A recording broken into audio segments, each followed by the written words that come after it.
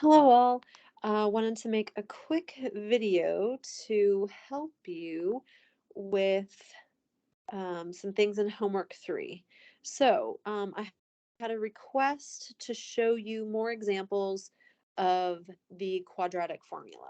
We had to kind of race through this in class, so I had some requests to actually show you some of these um, so that you would have this to work through. So to solve using the quadratic formula, the first thing that you need to do is write your equation in the form ax squared plus bx plus c equals 0. Now again, this equals 0 is incredibly important. You have to have that 0 on the other side or the rest of this breaks down. If you don't have a 0 over there, you cannot apply the quadratic formula to this guy over here. You just can't do it. So once you get your 0 on one side, identify your A, your B, and your C. And then I want you to plug all of that in to the quadratic equation. The quadratic equation says that, or the quadratic formula, I suppose. The quadratic formula says that the solutions to something that looks like this are x equals minus b plus or minus the square root of b squared minus 4 times a times c all over 2 times a. And then once you plug A, B, and C into this beautiful, terrible formula, you need to simplify your final answer. How you simplify really depends on how the problem asks you.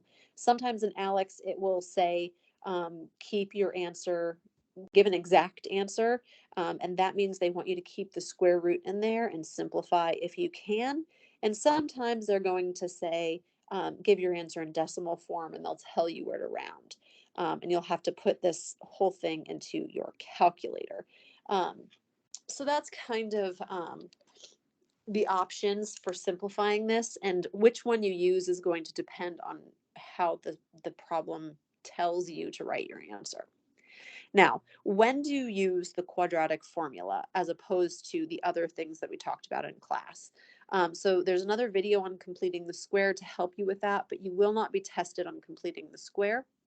You can use the square root property, which we covered in class. You'll use this guy when you have x squared but no x term, or when you have a quantity squared like this problem here. Or you will use the zero product property, which is factoring, and you'll use that guy when you have both an x squared and an x term in your equation. That's kind of your first line of defense with those. But the thing is, not everything factors. If you have an x squared and an x term, but your trinomial doesn't factor, then you're stuck and you have to use the quadratic formula. So you can always use the quadratic formula. It's going to solve everything, no matter what your quadratic looks like, but it's a mess. I call this your sledgehammer because it's going to solve everything for you, but it makes a giant mess in the process. So I want you to use this as a last resort. It's going to work on everything, but it's a giant mess. So only use this when you have to. Okay, so let's start with number 1 here. So if I'm just looking at solving x squared minus 3x minus 7, I have my equals 0 over here, which makes me happy. And so now I'm going to look at my trinomial over here. Now your first line of defense is going to be to factor this thing. So before we just go guns blazing into the quadratic formula, I want to see if this will factor. So in order to factor, I'm going to do a times c, which is 1 times -7, which gives me -7. And if this was factorable, I would find two magic numbers that multiply to that a times c, which is -7, and those same two magic numbers need to add to -3. So I would need a pair of magic numbers that multiplies to -7 and adds to -3. But the thing is, the only thing that multiplies to 7 is 7 and 1. One of them has to be positive and one of them has to be negative to get -7 out. but I'm never going to get -3 when I add a 1 and a 7 with one positive and one negative. So that means that factoring breaks down and I have to use the quadratic formula as a last resort. So I already have it written in the correct form. So I know that my A value is 1, my B value is -3, and my C value is -7. Take those signs, the plus and minus, with your A, B, and C. Okay, so now I just need to plug this in. So the quadratic formula says that my solutions look like x equals minus b.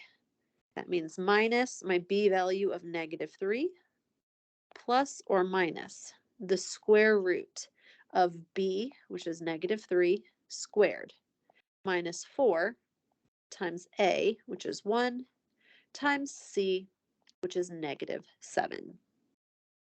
And I'm going to have all of that over 2 times a, which is 1. Okay, now that we have everything plugged in, now we have to start evaluating this.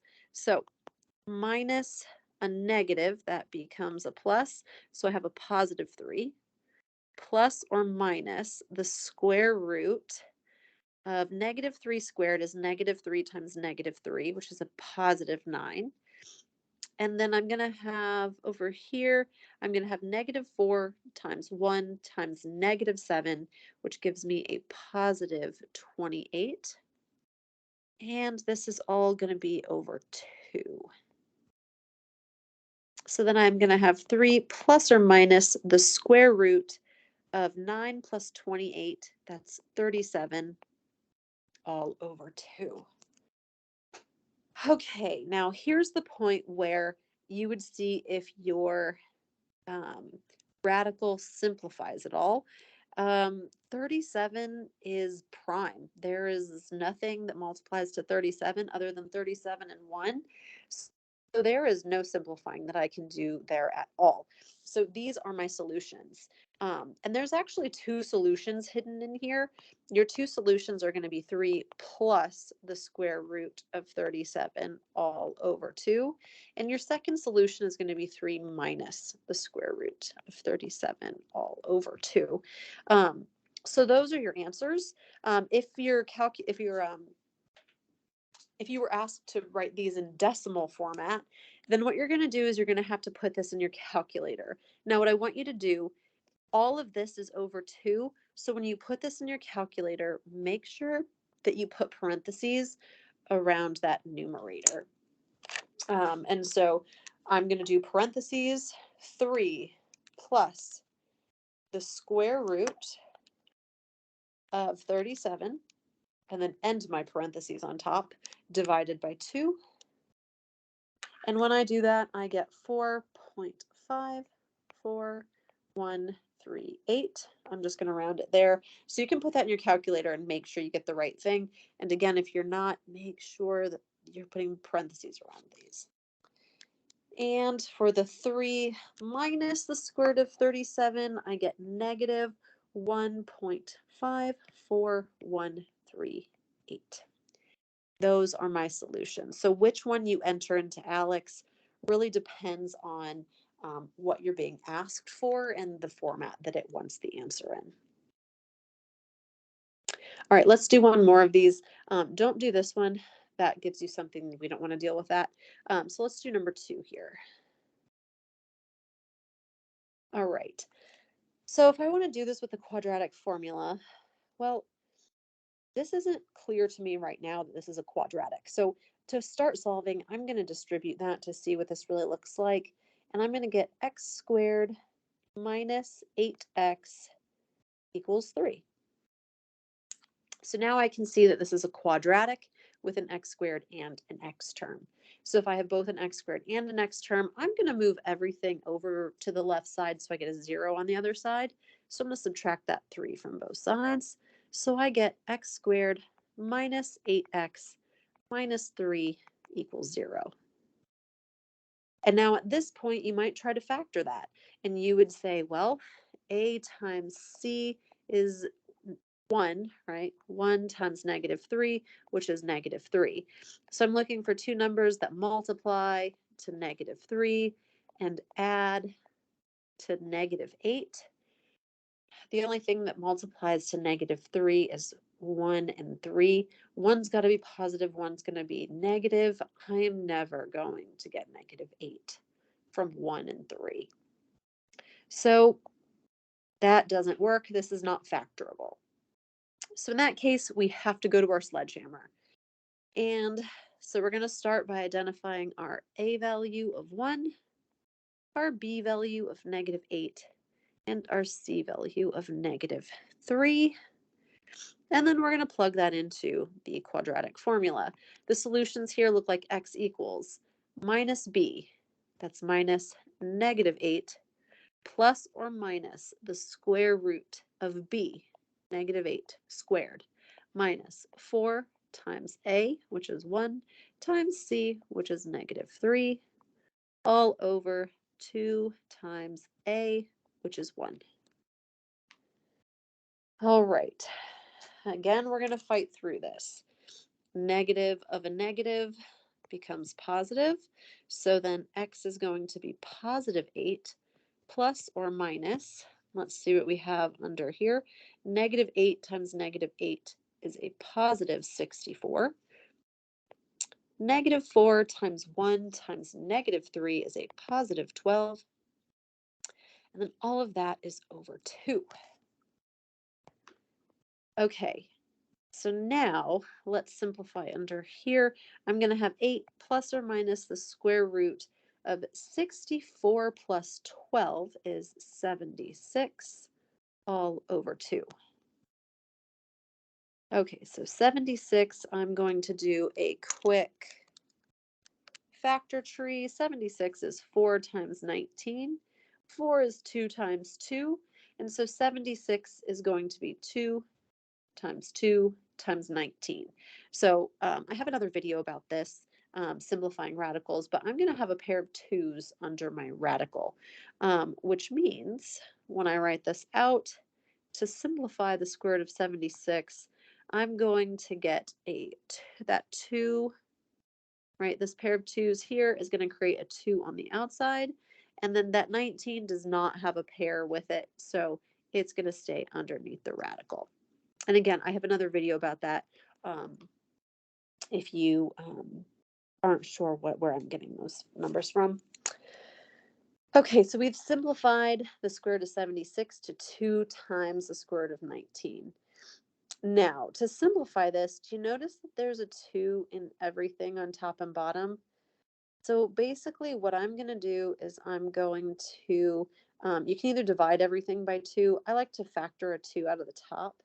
So when I do that, I get 4 plus or minus the square root of 19 in my parentheses. I'm just taking a 2 out of everything on top, and I have a 2 on the bottom. And so these 2's are going to cancel. And so that means my solutions here are 4 plus or minus the square root of 19. This is really two solutions. It's either 4 plus the square root of 19 or 4 minus the square root of 19. And again, if you're asked to put those into a calculator to get a decimal, you can just put each of these into your calculator and get a decimal out.